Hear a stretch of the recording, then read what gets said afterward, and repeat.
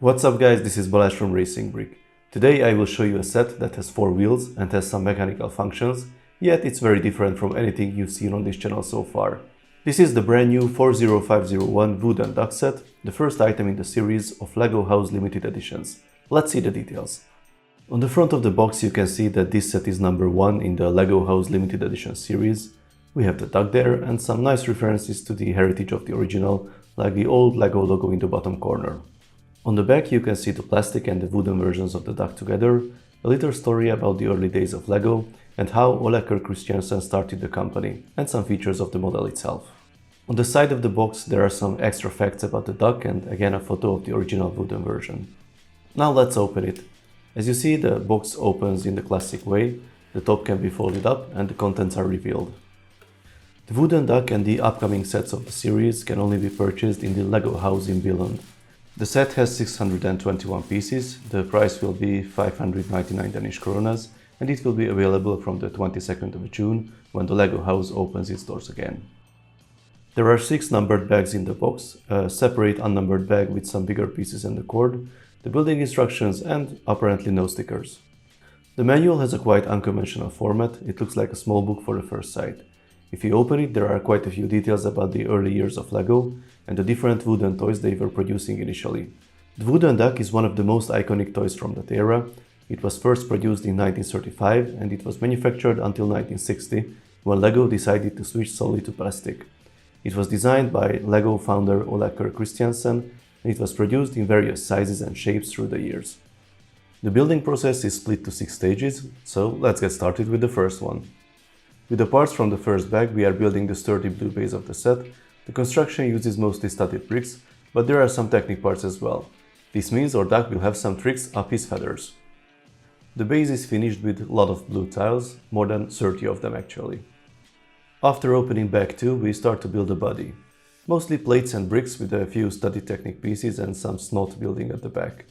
I already see the negative comments about the various colors used for the internals, but come on, this one is really a kid's toy, so we can forgive that.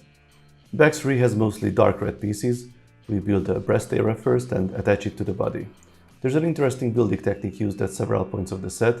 2 of these corner pieces are used instead of a single 2x3 brick. Since the 2x3 brick was last produced in 2005 in this color, I guess LEGO did not want to bring it back just for this set. The back is finished with a similar structure like the breast, and this is the end of bag 3. Bag 4 is quite exciting. This one has probably the most technic pieces. First we build the lower part of the beak with the mechanism that will connect to the front wheels. Once it is in place comes the upper part of the beak and the head with the eyes. It uses some quite neat snot techniques again. It needs to be attached to the axle and then we can add the other half of the head.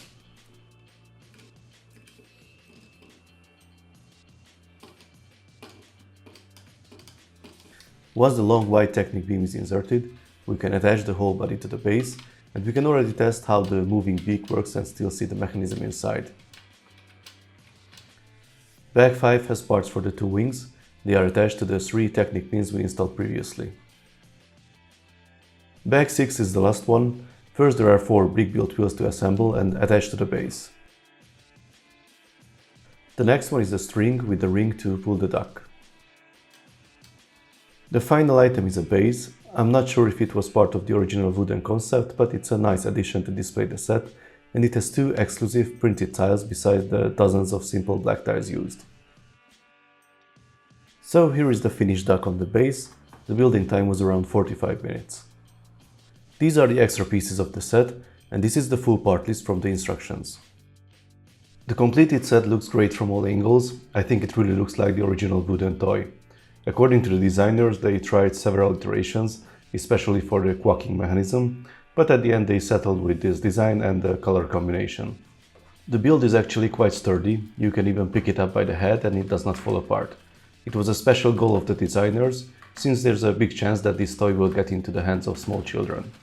This is the quacking mechanism in action. As you've seen previously, the front wheels are pushing the upper section of the beak.